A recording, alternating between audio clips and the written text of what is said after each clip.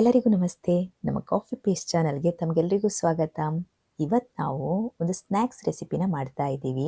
ಈ snacks recipe morning ಬ್ರೇಕ್ಫಾಸ್ಟ್ಗೆ, ಲಂಚ್ಗೆ, evening ಸ್ನ್ಯಾಕ್ಸ್ಗೆ ಹಾಗೆ night ಡಿನ್ನರ್ಗೂ use ಆಗುತ್ತೆ.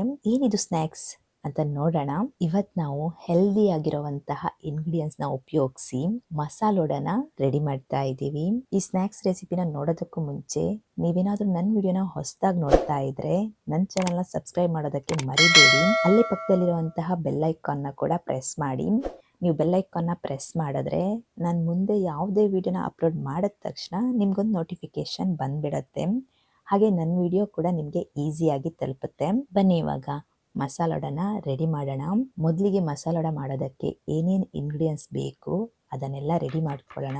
ಇವಾಗ ನಾವಿಲ್ಲಿ 2 ಈರುಳ್ಳಿನ ಸ್ಲೈಸ್ ರೀತಿಯಲ್ಲಿ ಕಟ್ ಮಾಡಿಕೊಂಡು ಬೌಲಿಗೆ ಹಾಕೊಳ್ಳೋಣ. ಇದು ಸಬ್ಬಸಿಗೆ ಸೊಪ್ಪು, ಇದನ್ನು ಕೂಡ ಸಣ್ಣಕ್ಕೆ ಹೆಚ್ಚಿಕೊಂಡು ಹಾಕೊಳ್ಳೋಣ. ನಾವಿಲ್ಲಿ 3 ಹಸಿಮೆಣಸು ತಗೊಂಡಿದ್ದೀವಿ, ಖಾರಕ್ಕೆ ತಕ್ಕನಾಗಿ ಹಾಕೊಂಡ್ರಾಯ್ತು. ಇದನ್ನು ಕೂಡ ಸಣ್ಣಕ್ಕೆ ಹೆಚ್ಚಿಕೊಂಡು ಹಾಕೊಳ್ಳೋಣ. ಕರ್ಬೇವಿನ ಸೊಪ್ಪು ಒಂದು 10ರಿಂದ 15 ಎಲೆ ತಗೊಂಡ್ರೆ ಸಾಕು. ಇದನ್ನ ಸಹ ಸಣ್ಣಕ್ಕೆ ಕಟ್ ಮಾಡಿ ಹಾಕೊಳ್ಳೋಣ. ಇನ್ನು ಕೊತ್ತಂಬರಿ ಸೊಪ್ಪು ಒಂದು ಅರ್ಧ ಮುಷ್ಟಿಯಷ್ಟು ಸಣ್ಣಕ್ಕೆ ಹೆಚ್ಚಿಕೊಂಡು ಹಾಕೊಂಡ್ರೆ ಸಾಕು. ಅವಾಗಲೇ ನಾವು ಸಬ್ಬಸಿಗೆ ಸೊಪ್ಪನ್ನ 1-1.5 ಮುಷ್ಟಿಯಷ್ಟು ಹಾಕೊಂಡಿದ್ದೀವಿ. ಇಲ್ಲಿ ಬೆಳ್ಳುಳ್ಳಿನ ಬಿಡಿಸ್ಕೊಳ್ಳೋಣ. ಇದನ್ನ ರುಬ್ಬೋದಕ್ಕೆ ಉಪಯೋಗಿಸೋದು.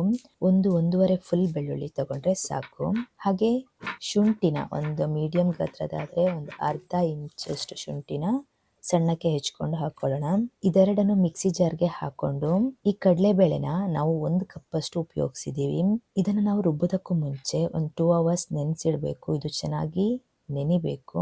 ಇವಾಗ ಇದನ್ನ ನೀರ್ ಹಾಕದೇನೆ ರುಬ್ಬೇಕು. ಯಾವುದೇ ಕಾರಣಕ್ಕೂ ಇದಕ್ಕೆ ನೀರನ್ನ ಹಾಕಬಾರ್ದು. ಹಾಗಂತ ಇದೇನು ಫೈನ್ ಆಗಿ ಪೇಸ್ಟ್ ಆಗ್ಬೇಕು ಅಂತ ಏನೂ ಇಲ್ಲ. ಸ್ವಲ್ಪ ತರಿ ಇದ್ರೂ ಏನೂ ತೊಂದರೆ ಇಲ್ಲ.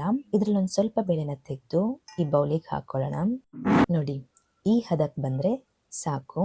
ಇವಾಗ ಈ ರುಬ್ಬಿರೋ ಅಂಥ ಕಡಲೆಬೇಳೆನ ಬೌಲಿಗೆ ಹಾಕ್ಕೊಂಡು ಚೆನ್ನಾಗಿ ಮಿಕ್ಸ್ ಮಾಡ್ಕೋಬೇಕು. ಇದಕ್ಕೊಂದು ಸ್ವಲ್ಪ ಉಪ್ಪು, ರುಚಿ ನೋಡಿ ಉಪ್ಪನ್ನು ಹಾಕ್ಕೊಂಡ್ರೆ ಆಯಿತು. ಹಾಗೆ ಒಂದು ಚಿಟಿಕೆಯಷ್ಟು ಅಡುಗೆ ಸೋಡಾನ ಹಾಕ್ಕೊಂಡು ಚೆನ್ನಾಗಿ ಮಿಕ್ಸ್ ಮಾಡ್ಕೊಳ್ಳೋಣ. ನಾವು ಇದನ್ನು ಮಿಕ್ಸ್ ಮಾಡಬೇಕಿದ್ರೆ ಯಾವುದೇ ಕಾರಣಕ್ಕೂ ನೀರನ್ನು ಹಾಕಬಾರ್ದು. ಅಷ್ಟರಲ್ಲೇ ಚೆನ್ನಾಗಿ ಮಿಕ್ಸ್ ಮಾಡಿಕೊಂಡು ಒಂದು ಹದಕ್ಕೆ ಬರೋ ತನಕ ಮಿಕ್ಸ್ ಮಾಡಿ ಎತ್ತಿಟ್ಕೊಳ್ಳೋಣ. ಈ ಕಡೆಯಿಂದ ಇವಾಗ ವಡೆ ಮಾಡೋದಕ್ಕೆ ಒಂದು ಪಾತ್ರೆನ ಇಟ್ಟು, ಬಾಣಲೆನ ಇಟ್ಟು, ಅದಕ್ಕೆ ನಮಗೆ ವಡೆನ ಫ್ರೈ ಮಾಡೋದಕ್ಕೆ ಎಷ್ಟು ಎಣ್ಣೆ ಬೇಕೋ ಅಷ್ಟು ಎಣ್ಣೆನ ಹಾಕ್ಕೊಳ್ಳೋಣ. ಎಣ್ಣೆ ಹದವಾಗಿ ಬಿಸಿ ಆಗುವಾಗ ವಡೆನ ಹಾಕಬೇಕು.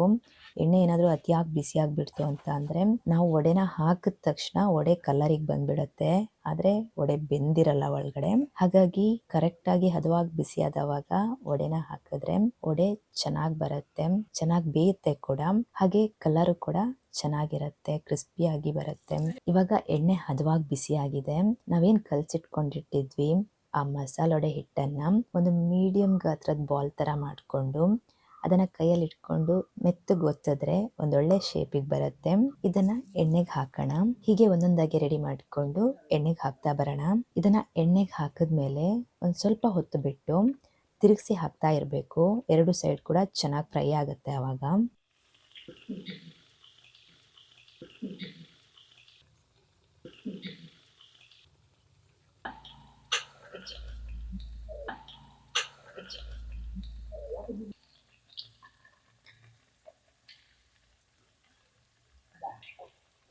ನೋಡಿ, ತುಂಬ ಚೆನ್ನಾಗಿ ಫ್ರೈ ಆಗಿದೆ. ಈ ಕಲರಿಗೆ ಬಂದರೆ ಇದು ಬೆಂದಿದೆ ಅಂತ ಅರ್ಥ. ಇದನ್ನು ನಾವಿವಾಗ ಒಂದು ಪ್ಲೇಟಿಗೆ ಹಾಕ್ಕೊಳ್ಳೋಣ. ಗೋಲ್ಡನ್ ಬ್ರೌನಿಶ್ ಆಗಿ ನೋಡೋದಕ್ಕೆ ಎಷ್ಟು ಚಂದ ಕಾಣ್ತಿದೆಯೋ ಅಷ್ಟೇ ತಿನ್ನೋದಕ್ಕೂ ರುಚಿಯಾಗಿರುತ್ತೆ. ಈ ವಡೆ ಕೇವಲ ಈವ್ನಿಂಗ್ ಸ್ನ್ಯಾಕ್ಸ್ ಅಷ್ಟೇ ಅಲ್ಲ, ಮಾರ್ನಿಂಗ್ ಬ್ರೇಕ್ಫಾಸ್ಟಲ್ಲೂ ಯಾವುದೇ ತಿಂಡಿ ಇದ್ದರೂ ಕೂಡ ಸೈಡ್ಸ್ ಆಗಿ ಇದನ್ನು ತಿನ್ನಬಹುದು. ಹಾಗೆ ಮಧ್ಯಾಹ್ನ ಲಂಚಲ್ಲೂ ಕೂಡ ಸೈಡ್ಸ್ಗೆ ತಗೊಂಡ್ರೆ 2 ತುತ್ತು ಊಟ ಜಾಸ್ತಿನೇ ಸೇರುತ್ತೆ. ಇನ್ನು ಈವ್ನಿಂಗ್ ಸ್ನ್ಯಾಕ್ಸ್ ಅಂತೂ ಕಾಫಿ ಟೀ ಜೊತೆ ಒಂದೊಳ್ಳೆ ಕಾಂಬಿನೇಷನ್ ಆಗುತ್ತೆ. ಬಿಸಿ ಬಿಸಿಯಾಗಿ ಮಾಡ್ಕೊಂಡು ತಿಂತಿದ್ರೆ ಕ್ರಂಚಿಯಾಗಿ, ಕ್ರಿಸ್ಪಿಯಾಗಿ, ಸ್ಪೈಸಿಯಾಗಿ ಒಂದೊಳ್ಳೆ ರುಚಿನ ನಾಲ್ಗೆಗೆ ಈ ವಡೆ ಕೊಡುತ್ತೆ. ಟ್ರೈ ಮಾಡಿ. ಹಾಗೆ ಇನ್ನೊಂದು ರುಚಿಯಾದಂತಹ ರೆಸಿಪಿ ಜೊತೆ ಮತ್ತೆ ಬರ್ತೀನಿ. ನನಗೆ ಸಪೋರ್ಟ್ ಮಾಡ್ತಿರೋ ಅಂತಹ ನನ್ನ ಎಲ್ಲ ವ್ಯೂವರ್ಸ್ಗೂ ಥ್ಯಾಂಕ್ ಯು ಸೋ ಮಚ್.